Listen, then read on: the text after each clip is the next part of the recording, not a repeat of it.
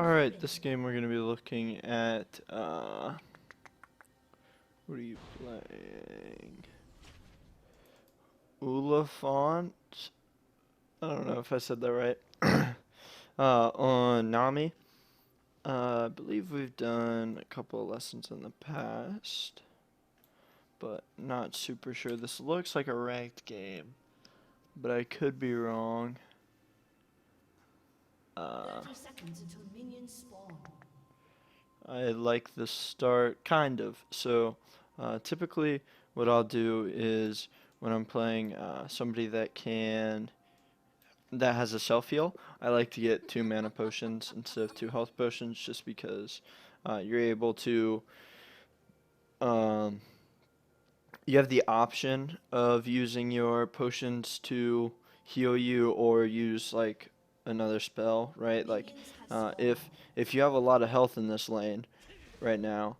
Uh, if you and Ash do super well and you just bully the Blitzcrank Caitlyn, which you probably could do, um, and you don't end up using your health potions, then then you've got too many health pots and maybe you're running out of mana. Typically, I like to have the option of using my mana on spells or using my money on mana potions if like I can heal or something. That was kind of a bad explanation, but um, I'm sure you get the point. If not, we can talk about it. Um, Eat the trap, that's fine. Gotta clear them out. Miss the hook. So, since clearing traps is something that you do typically want to do against Caitlyn, it's not a huge thing because it's not a ton of mana for her. Um, But, when you're full health like this and you've got nothing else to do, clearing traps is totally cool. They do have a Blitzcrank cover, so you have to sort of be careful on when you clear traps. When he hooked would have been the perfect time. You could have cleared both of those out.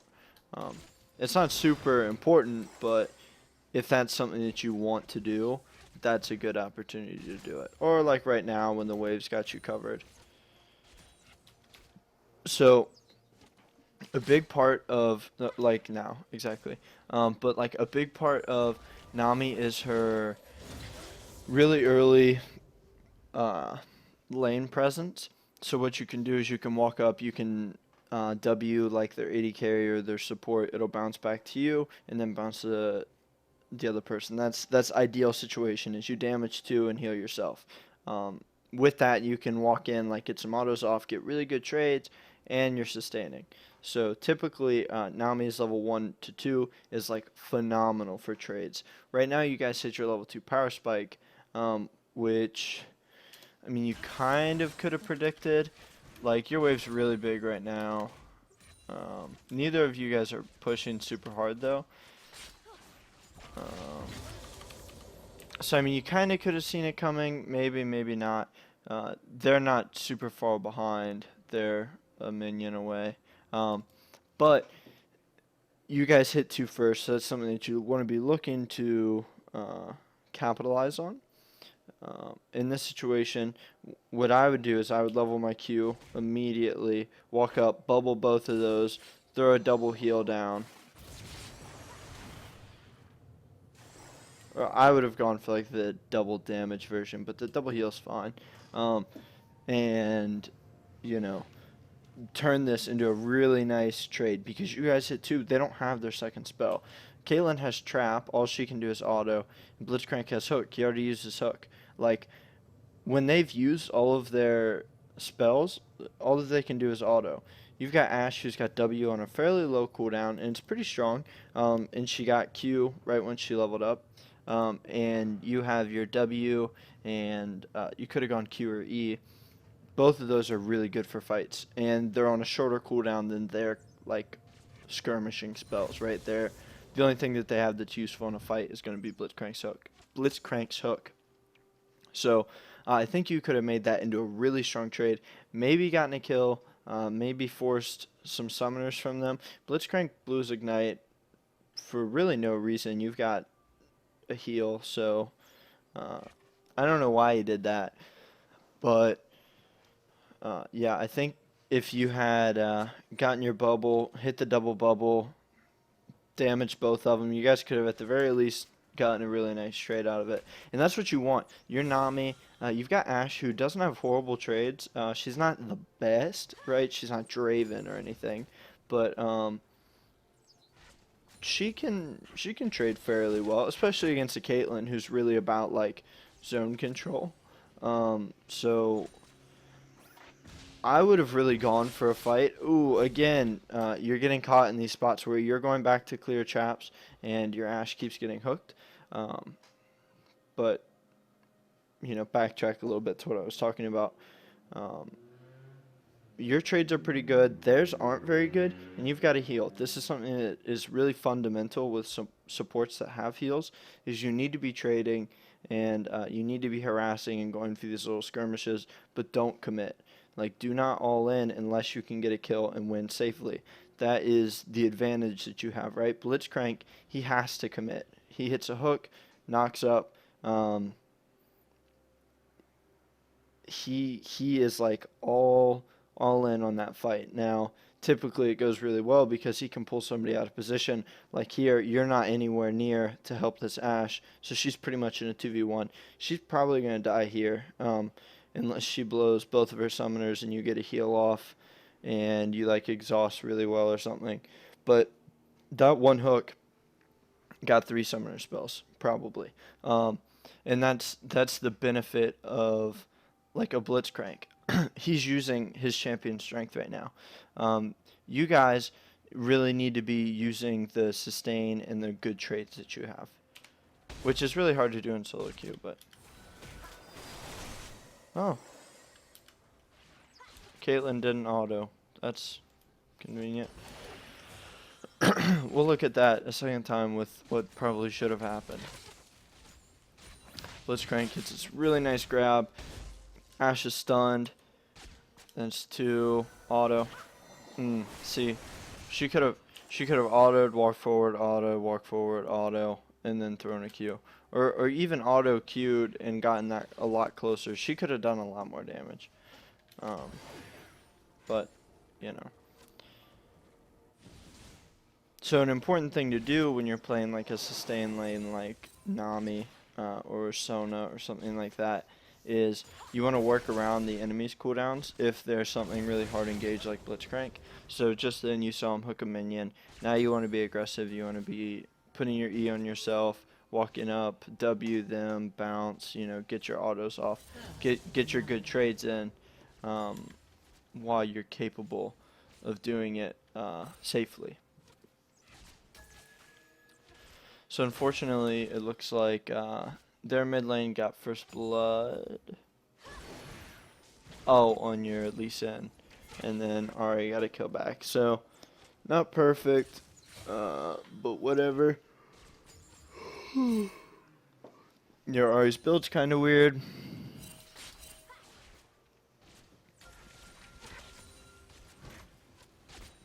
I don't know what pick order was like in this game, but if you were last pick, I probably wouldn't have picked Nami with this comp.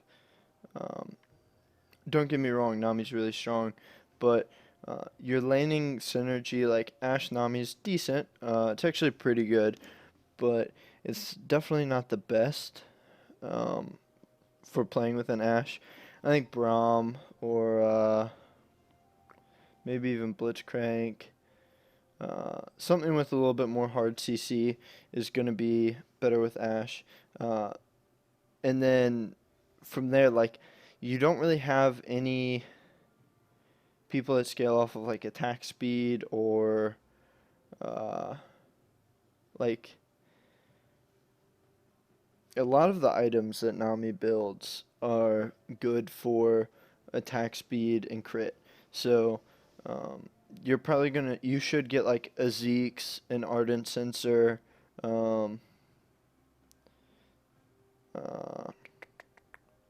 maybe like a Mikhail's or something.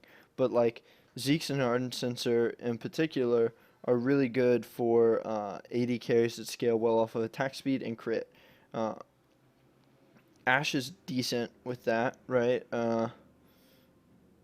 I think Zeke's is wasted on her. Yeah, I'm 99% sure Zeke's is wasted on her. It increases crit chance. Like, I don't really know if she can crit on her first auto. That's probably pretty stupid of me to not know, but um, it might increase bonus damage or something. I can't remember exactly how Ash works now, but regardless, Zeke's isn't good with Ash, super good with Ash, or anyone else on your team, right? And Ardent Sensor, which is like attack speed, steroid, and magic damage on hit. Alright with Ash. I mean, not bad on Ash, right? Like attack speed and magic damage on hit's good. Some AD carries use it better, like a Vayne or something. Uh, but whatever, that's fine. But nobody else on your team can use that. So, in my opinion, what I think are two pretty core items on Nami aren't really going to fit your team comp super well. So, uh, I don't think that you were like last pick or anything. In fact, I think you may have been first, but um, it's just sort of important to look at what your champion's kit is and what your build's going to be when you're picking your champion. That's why I went on that mini rant.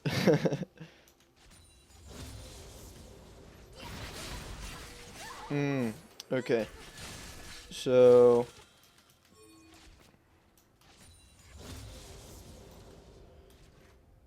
okay, you see him in the bush, you've got it warded.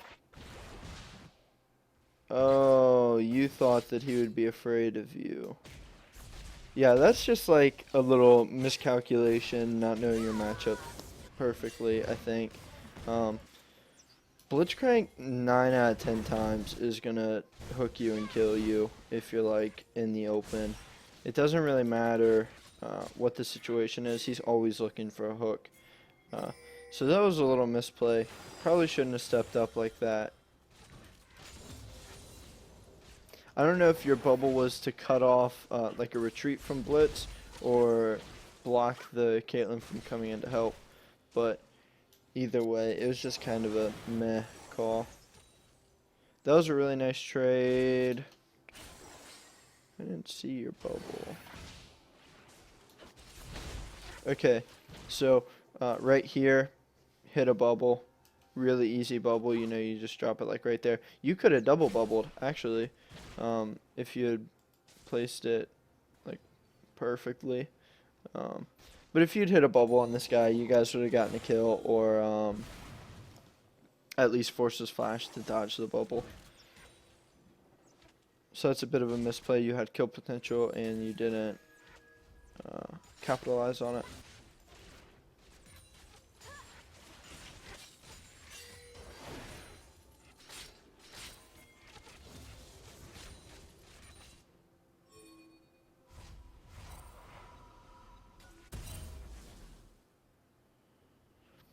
As far as your build goes, I don't like investing that much gold into wards early on. Typically, I would. I like the idea of increasing your or upgrading your support item because it increases like your gold income and stuff. But I don't really think that Frost Queen's Claim is good on any champion, and because of that, I rarely get Frost Fang, if ever, just because like I don't think it's strong. Um, that's a really nice bubble. You saved your Ash. It's a good block. Probably didn't need to flash there, but whatever. So, anyways, I think you probably shouldn't have gotten the Frost Fang. I just don't think it's a good item, and I think Talisman of Ascension is really useful on all supports. Um, so I think that going that tree would have been more valuable for you. And as far as like as many wards as you have, it's all right.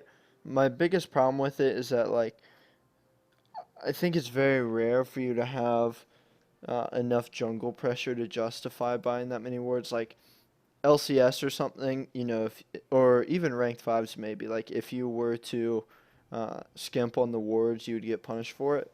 But I just don't think that in solo queue you're going to get punished for skipping some wards. So I, I don't I don't buy that many in like plat. So I think you could probably get away with it unless you're getting camped. Um, I just don't think it's necessary. So I'm gonna watch that little bit back and see how you died. So you guys are under tower. At this point you're safe. Blitzcrank misses a hook. Probably shouldn't have been that close in the first place. And then you sort of overcommit. I think what happened there is like you were going for an auto on Blitzcrank, and then he went in the bush, and you were like, well, shit, have to go in the bush to auto him. And then you just got like ganked by the Skarner.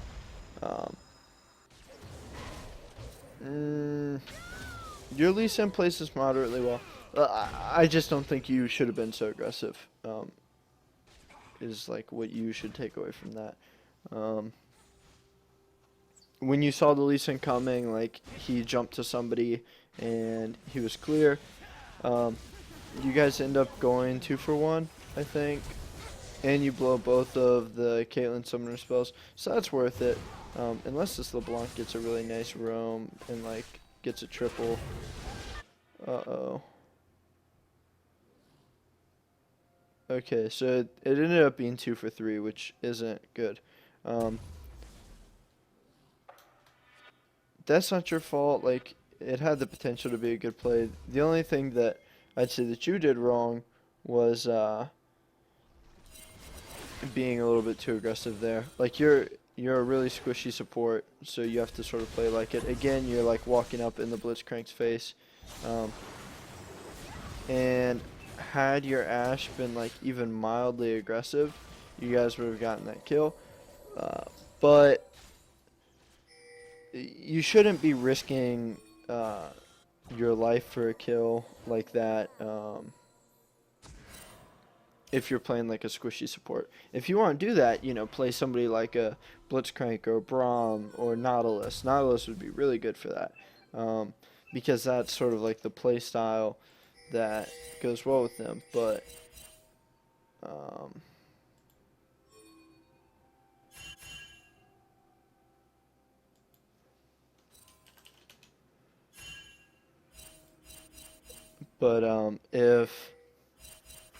if you want to play like a caster, you know, sort of in the backline support, you have to use that playstyle.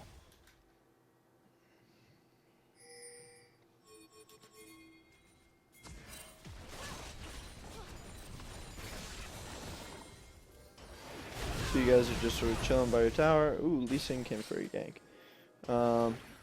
Again, you're playing really aggressive. I know you did it because you had the gank, but had they turned that, they may have been able to get 1-for-2 or maybe even 2-for-2. Like their Caitlyn's really strong right now. She may have been able to kill your Ashe. So here, I'll tell you, or I'll show you what I'm talking about. Honestly, they may have been able to go 3-for-0 or 3-for-1 if they had played it right. So here, they know that they're getting ganked, right, because they've got this warded. What they should have done is turned, hooked you, knocked you up. Blitzcrank should have, like, ulted you or whatever. Shoot. Blitzcrank should have ulted you, and Caitlyn's just autoing you in the back line, and you're dead, right? Like, you're not healthy enough to survive Blitzcrank's combo, probably, but, you know, Caitlyn auto's thrown in there, you're definitely dead. Then they can 1v2 your Ashe while they wait for the Lee Sin to get there. Ashe is low, she can't fight, and then they could probably 2v2 from that point. So this is a really big misplay on their part, and obviously it works out in your favor. But had they played this properly, you guys probably would have all died. And again, that goes back to like play play like your champion is meant to be played. Like don't be too aggressive, because you're really putting yourself at risk for no reason. Well, that's not true. You're putting yourself at risk, and you know it's working out. But if they were to capitalize on your aggressive positioning, they'd be able to kill you because of the kit that you have, right? Like you're a squishy fish that heals people. Like if they were to turn around with that giant fucking machine golem thing and pop you right in the face with a hook, you'd be dead. Wow, you're gonna get out. That was lucky. Anyways, going back to the problem that I had with like your early wards. We'll back up a little bit more. You still got those 2 wards that you bought earlier with the pink. Unless you bought more with Sightstone. I didn't pay that much attention. But either way, like you've got wards and a Sightstone. That says that you're spending too much on wards, because if you're at that point where you have like wards in your inventory and Sightstone, you should know, shit, I wasted 75 gold, or I wasted 150 gold on wards, because Sightstone's gonna refresh. You know, you're rarely gonna run out of wards on your Sightstone. So whenever that happens, you should look at it and say, well, that was kind of a misplay, and sort of realize that you're building too many wards, or you're buying too many wards. Your Ashe is playing really aggressively. Ahri doesn't have any mana. Ashe is barely alive. You guys are all barely alive. Lee Sin kicked for the execute. That was pretty stupid.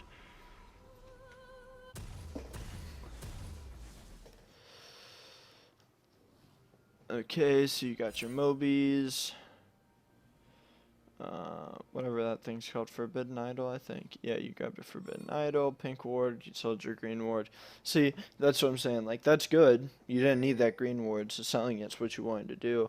But you had to sell it for a pink ward, which kind of sucks. That means somewhere in your build, you messed up, or you just didn't place a ward when you could have. Personally, I think that you messed up in the build a little bit.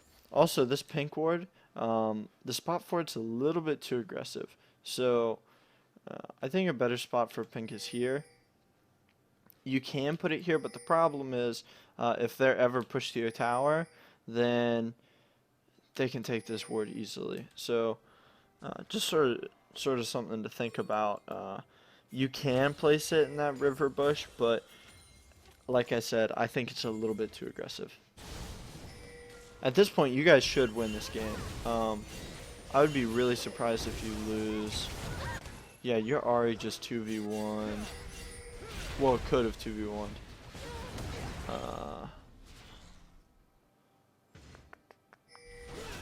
Their Caitlyn's still pretty strong, but your Ashe isn't bad. Why is it not on you? Okay. Yeah, your Lee Sin's like stupidly fed. Red team's turret has been destroyed.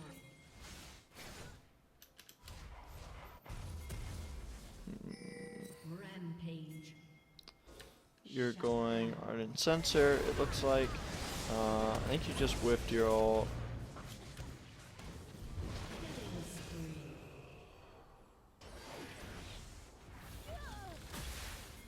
Ashe sniped a LeBlanc.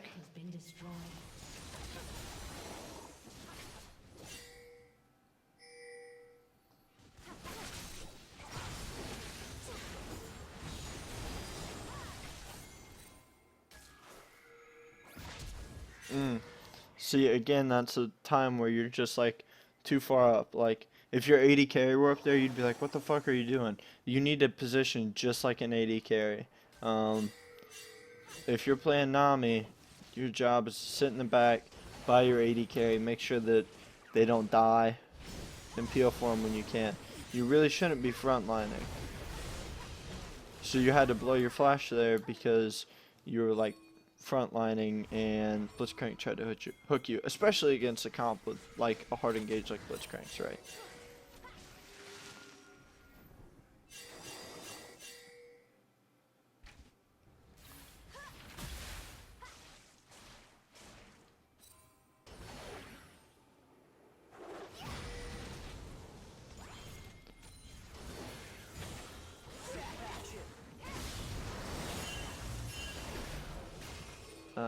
Nice. So this game looks pretty over. I'm really confused why it takes 9 more minutes.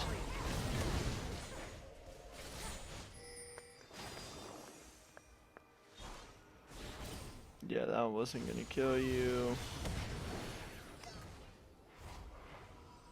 So yep, at this point at base, finish your ardent sensor. Yeah. But like I said, ardent sensor is a core item on Nami, but I don't feel like your team benefits from it super well.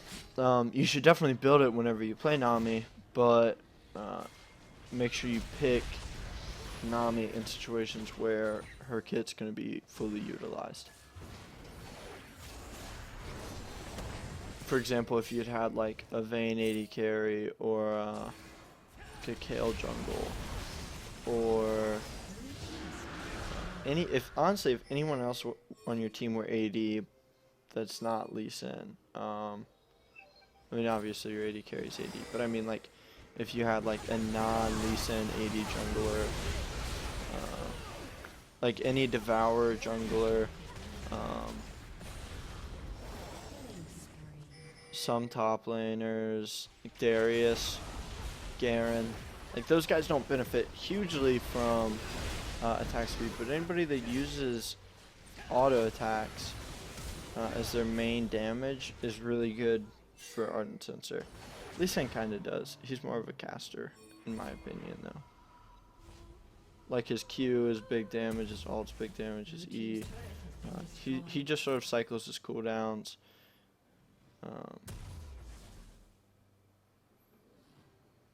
And he's a lot of like utility tankiness, and he's not like a hyper carry. Except the way that yours is building.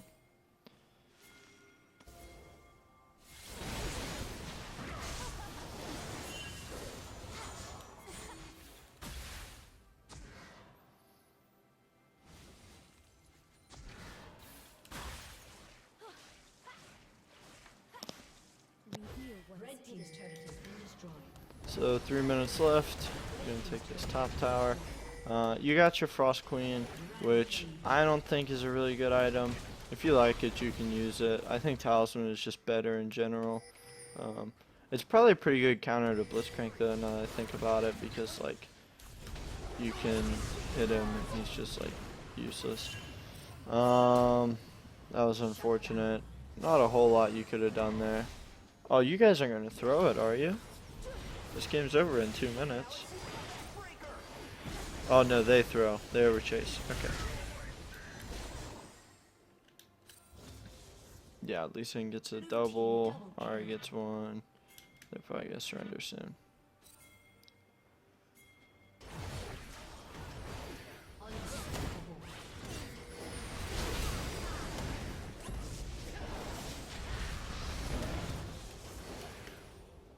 Okay, so that's pretty much game.